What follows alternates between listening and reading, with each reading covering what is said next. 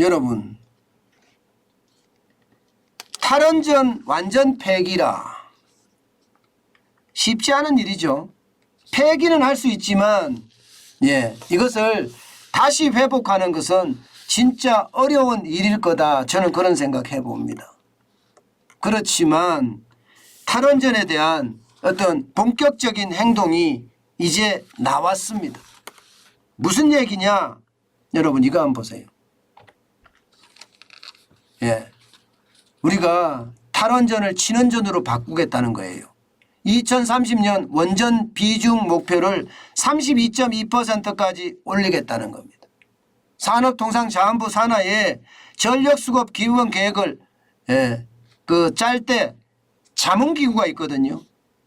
총괄분과위원회인데 이 총괄분과위원회에서 원전 비중을 2030년까지 32.8%까지 올리겠다 이렇게 지금 정책 방향을 결정을 했습니다. 그런데 여러분 보시다시피 2030년입니다. 2030년. 2030년이면 아직도 멀었어요. 지금 원전업체들은 마음이 급하거든요. 빨리 했으면 좋겠다. 빨리 했으면 좋겠다. 이집트에서 원전을 수입한 것도 수주한 것도 어떻게 생각하면 빨리 왔으면 좋겠다 이렇게 생각을 하고 있거든요. 아마 이게 앞으로 탈원전이 돼서 이게 제대로 탈원전이 돼서가 친원전이 돼서 제대로 돼야 될 것 같습니다. 지금까지 그렇습니다. 9차 전력수급 기본계획에서는요. 원자력을 25%로 줄였습니다. 대신에 제일 위에 보시면 신재생 에너지를 20.8%까지 높였고요. 그리고 LNG는요. 23.3%로 거의 비슷하게 만들었고요. 석탄은 29.9%가 됐습니다.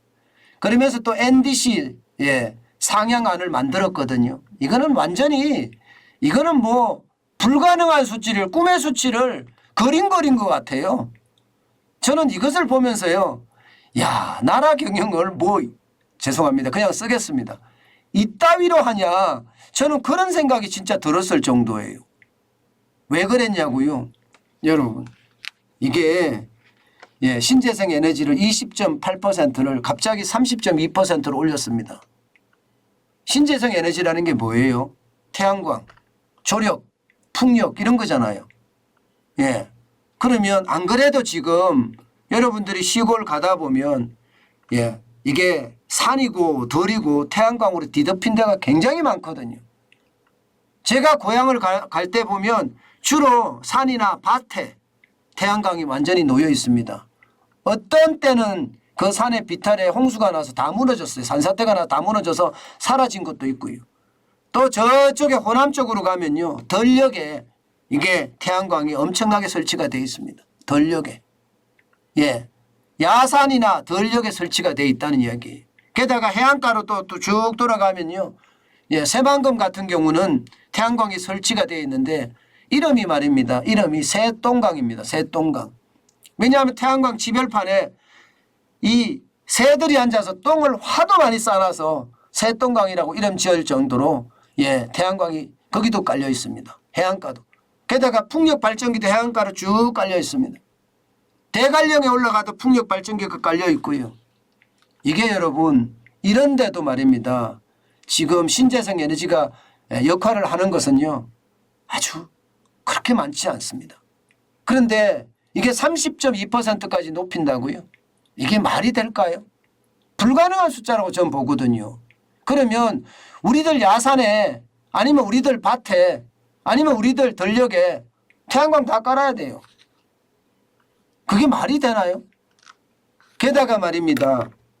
LNG는 23.3%에서 19.5% 줄인데 줄일 수 있다고 봐요. 그런데 석탄을 보세요. 29.9%에서 21.8%로 줄인대요. 아이고야 참 큰일 났네요. 큰일 났어. 그죠? 쉽지 않은 일입니다. 이게.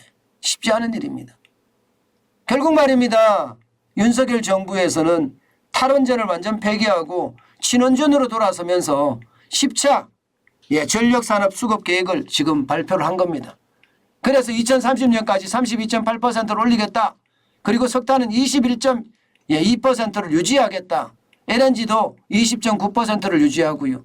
태양광은 많이 신재생 에너지 많이 늘리지는 못하지만 20.8%를 21.5% 정도까지만 늘리겠다. 그렇게 지금 이야기를 한 겁니다. 이게 무탄소 발전이라는 건 진짜 쉽지 않은 이야기고요. 2.3%까지 늘리겠다는 건 참 쉽지 않은 이야기고요. 왜냐하면 이게 전체적으로 보면 아직까지도 이게 안전하다 이렇게는 말 못합니다. 왜냐고요? 왜냐하면 여러분 전력은 계속 수요가 늘어날 겁니다. 지금 현재까지 예측한 것을 보면 2030년까지 전력은 계속 늘어납니다. 일단 말입니다. 이번에 10차 사업용으로 보면 여러분 보세요. 2023년에는 이게 98.2 기가와트입니다. 기가와트.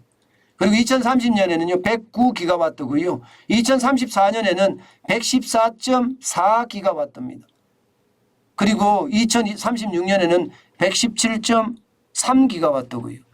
그러니까 전력 수요는 계속해서 늘어나는데 그것을 감당하는 것은 신재생 에너지만 가지고는 불가능하다는 이야기예요. 신재생 에너지만 가지고는. 이게 결국은요. 원자력을 우리가 세계 제일 강한 원자력을 사용을 해야 되잖아요. 그래서 더 강력한 대한민국을 만들기 위한 초석을 다져야 됩니다. 저는 그게 반드시 필요하다고 생각을 해요. 환경단체들이 강하게 반발한다 이런 뉴스들도 나옵니다. 예를 들어서 에너지 전환 포럼 같은 경우는 전 세계가 탄소 중립 에너지 안보의 목표로 재생에너지 비중을 대폭 확대하는 상황에서 한국 정부만 거꾸로 가는 게 우려된다. 이렇게까지 이야기했고요. 정상훈 그린피스 기후에너지 캠페인을 하는 사람은요. 기후환경 대응에 기업 수출 경쟁력도 동시에 포기하는 수준의 실망스러운 계획이다. 그러면 여러분 환경단체들이 야산 깎아먹을 때 뭐라고 했습니까? 전력에 태양광 설치할 때 뭐라고 했어요? 새만금에 태양광이 새똥강이 되면서 그때는 뭐라고 했습니까? 단 한마디 말도 없었어요. 단 한마디 말도. 그거 환경 파괴의 주범입니다. 태양광 지별판을 청소하려고 그러면 화학약품을 써야 되거든요. 그러면 땅은 어떻게 될까요? 땅은 박살납니다. 전력은 어떻게 될까요? 심지어 말입니다. 이게 새만금에서는 그 새만금 지별판을 청소하는 약품도 모르겠어요. 친환경이라고 지금까지는 이야기하지만 또 언제 친환경이 아닐지 또 그건 어떻게 합니까? 신재생 에너지를 이야기하면서 전국에 야산에 산 나무들 다 베내고요. 박정희 대통령이 식목하면서 한반도의 산림을 다 갖고 놨는데 이거를 다 베내고 거기다가 태양광을 짓는다는 거. 진짜 안타까운 일이죠. 그런 일이 벌어질 때는 조용하고 입 닫고 있었는데 지금 원자력 발전을 한다고 하니까 참 간신배가 따로 없네요. 이게 자고 우면해서는 안 되거든요. 저는 시민단체는요. 시민의 권익을 위해서 열심히 활동을 하는 게 저는 중요하다고 봅니다. 그것이 시민단체의 본래 기능을 더 늘리고요. 또 그 기능에 따라서 사회나 국가가 발전하는 거거든요. 그런데 시민단체가 정치에 대한 욕심으로 가득 차잖아요. 그리고 예산을 딸 욕심으로 자꾸 고함을 치잖아요. 이것은요. 사회를 좀먹고 나라를 망치는 결과를 저는 가져올 거라고 생각합니다. 제발이지 대한민국 사람들 이제는 법과 원칙이라는 거 비정상을 정상으로 바꾼다는 거 좀 했으면 좋겠습니다.